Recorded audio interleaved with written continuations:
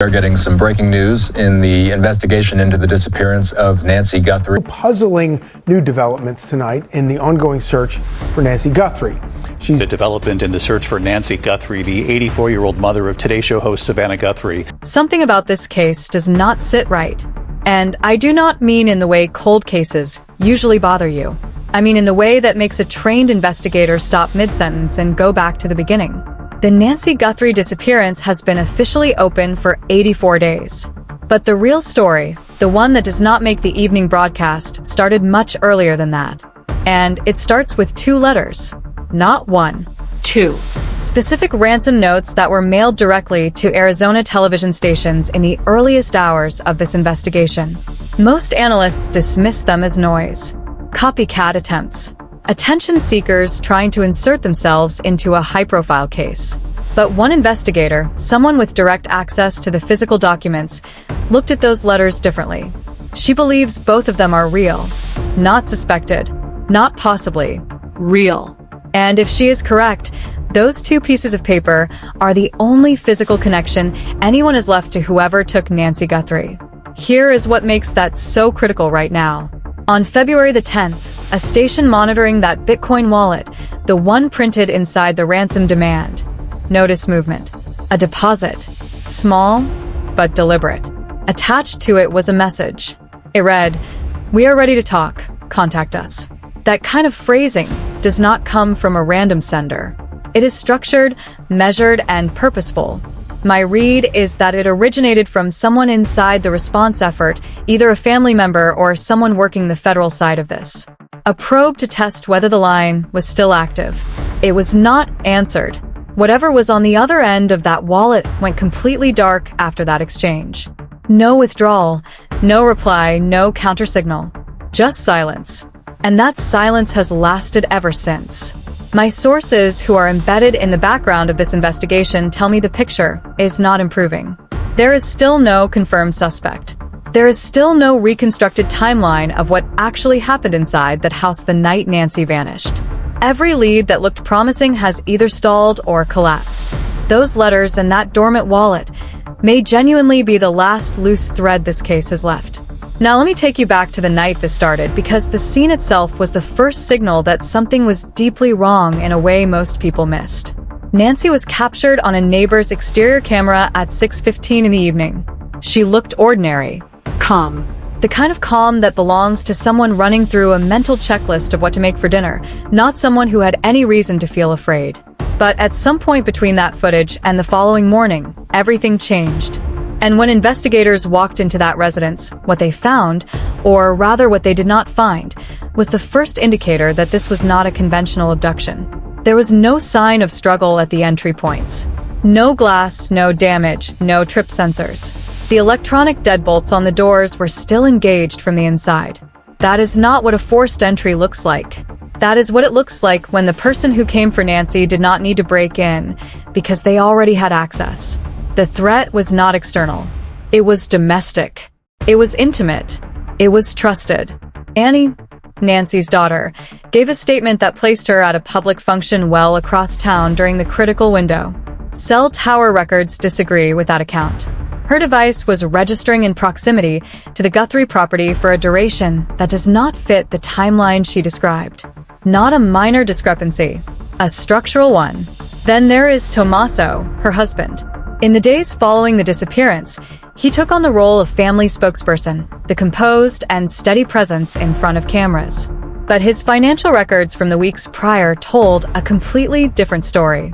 Encrypted wallet activity, offshore exchange inquiries, a pattern of behavior that pointed to someone under severe monetary pressure looking for an exit. The property Nancy controlled represented that exit. It was the only asset large enough to resolve what they were facing. $152. That number appeared in the blockchain data, and most people who saw it wrote it off immediately. It is not a ransom figure. It is not a recognizable sum. But inside encrypted communication frameworks, specific low-value transfers are sometimes used as status signals rather than financial transactions. And when my team pulled the timestamp on that particular ledger entry, it aligned with the exact window in which the Guthrie residence went silent. $150 moved from a wallet connected to Annie into an encrypted address traceable to Tommaso. That transfer was not a payment. It was a confirmation. Two people telling each other, through the one channel they believed was invisible, that the plan had been completed. Tommaso was responsible for the physical side of what happened inside that home. And no matter how thoroughly a site is cleaned, the physics of a violent struggle leave evidence that cannot be wiped away by hand. When my team processed the exit area of the residence using luminol and spectroscopic analysis, we recovered aspirated fluid patterns. These are distinct forensic markers. Liquid dispersed outward under respiratory pressure. In clinical terms, they're called hollow rings, and they form under one specific condition. When a person is fighting to breathe, and the body forces fluid outward during an involuntary response. Those rings told us Nancy did not comply. She resisted. She fought back with whatever she had remaining. And in that confrontation, Tommaso made a physical error that he could not undo. As Nancy pushed against him, he lost his footing and his knee connected hard with the metal edge of a mahogany bed frame. A concentrated impact on the left side. When he later appeared voluntarily at the station for a routine interview, biometric sensors tracking his movement captured something his composure could not conceal. A slight but consistent favoring of his left leg.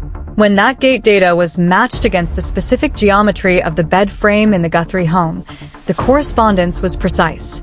We secured a DNA swab based on that finding. The laboratory results confirmed what the physics had already told us. His DNA was present inside those hollow ring patterns. The timeline was complete.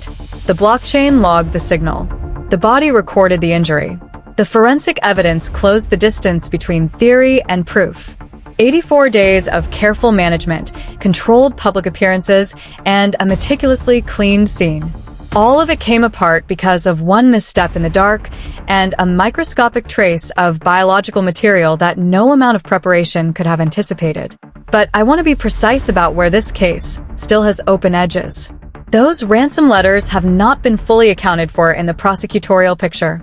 If both are genuine, someone outside of Annie and Tommaso was involved in producing them.